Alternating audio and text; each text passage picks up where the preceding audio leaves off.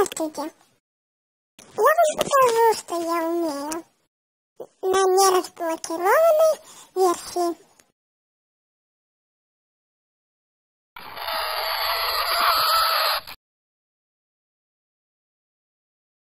Повтор.